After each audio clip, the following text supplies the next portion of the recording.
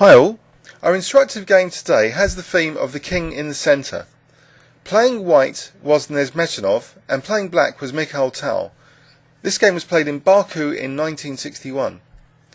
So Nezhmetdinov, a fierce attacking player just like Tal, and thought to be Tal's trainer, he played E4 and Tal replied with the Sicilian defence, and we see now some standard Sicilian defence moves. So E6, an early Scheveningen variation, without A6 being used first. So bishop E2 now, and after knight BD7, castles, A6. So black is aiming for standard counterplay with B5 and bishop B7 later to target the E4 pawn. Nezhmetdinov plays F4, and after queen C7, the usual moves would be things like F5 or maybe king H1 or bishop E3 maybe. But here, a surprising move was played, G4. So it seems to be a bit weakening for the white king. However, the black king is still in the centre, and maybe in this particular position it isn't quite clear how black can parry this aggressive pawn storm. Tal decided to play B5, which seems quite logical to target the E4 pawn and to threaten B4. Nezhmetdinov first secured his position a bit with A3, so preventing B4. After bishop B7, bishop F3, and now after knight C5, again defending the E4 pawn by now playing queen E2.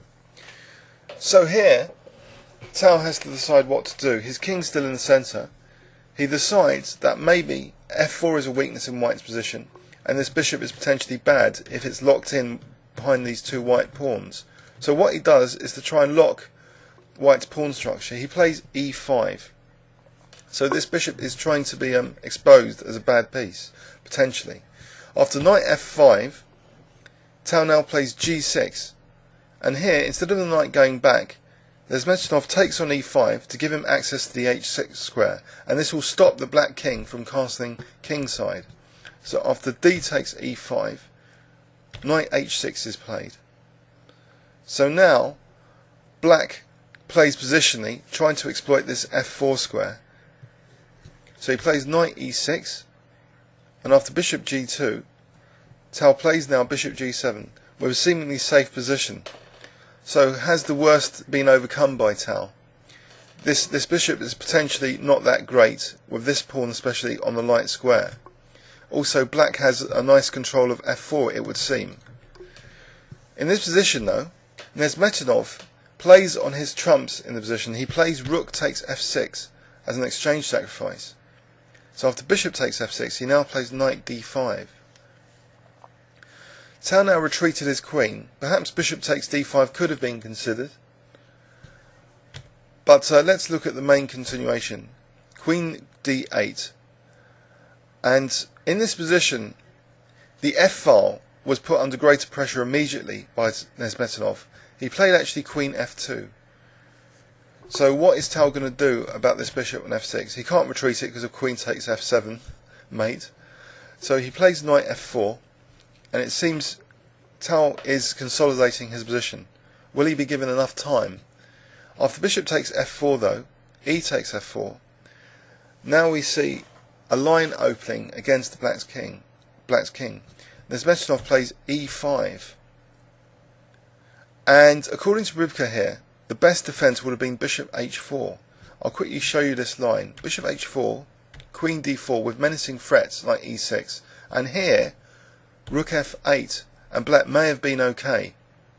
For example, rook D1, rook C8, queen A7. And here, black might be able to wriggle out, according to Ribka, with bishop takes D5, rook takes queen C7.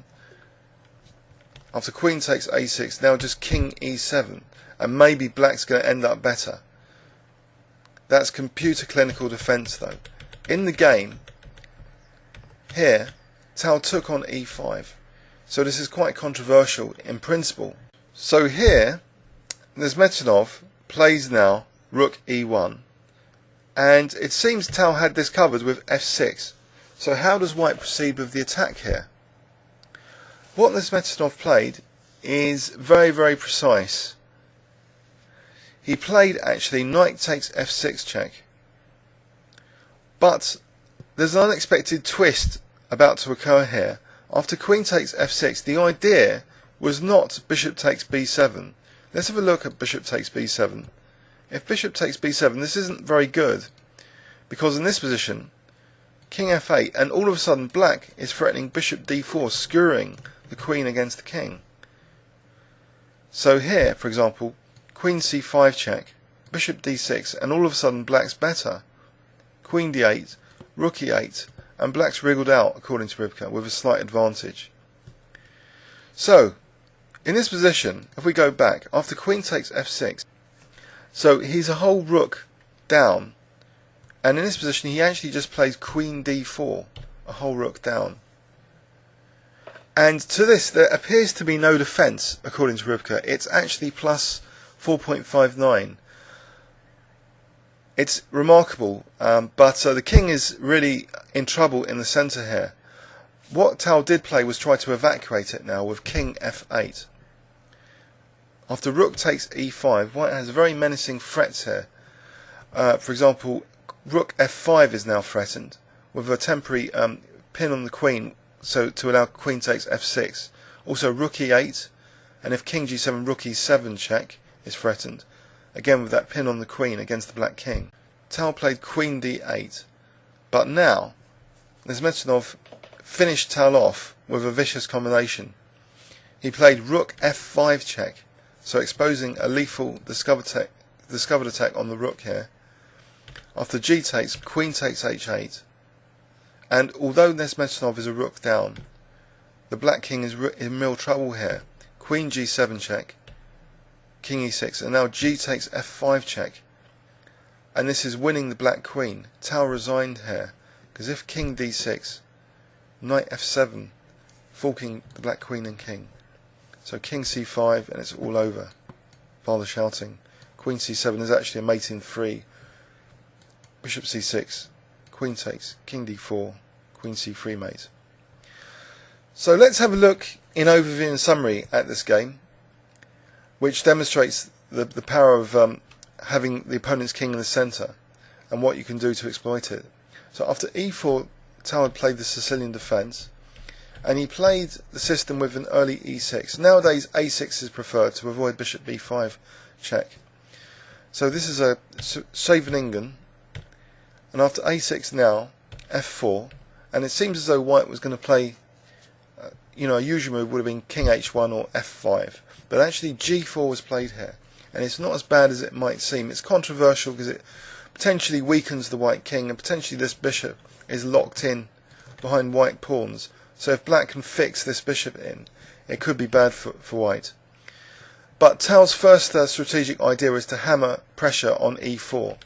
Nezhmetdinov kept on consolidating his position though, and then after e5 he played knight f5, and after g6 he made sure the black king couldn't castle kingside. So he played knight h6, and now he even allowed this plan of Tal coming to f4, but first he played rook takes f6, so he made sure that the pressure was kept up with this knight d5, and after queen d8, queen f2. So black was always under great pressure now. Tal played knight f4, but Nezhmetdinov ripped open Tal's king in the centre now with e5.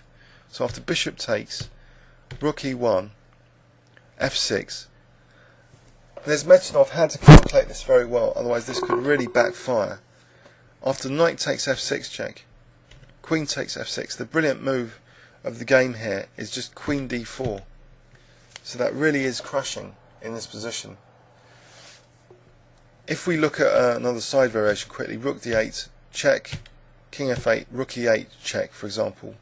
And here, if king g7, rook e7 check, so we've got that lovely pin on the queen. So here, king takes, queen takes f6 is a mate in 5, according to Rivka. So there's hardly any defences here. Bishop takes g2 is hopeless. Again, it's rook f5 here, winning black queen. So in this position, it was all over really. Tal had played queen d8, and after rook f5 check, G takes, Tal was losing his queen with this lovely final combination. So after G takes F5 he actually resigned. I hope you enjoyed that game. Please leave any comments on YouTube. Thanks very much.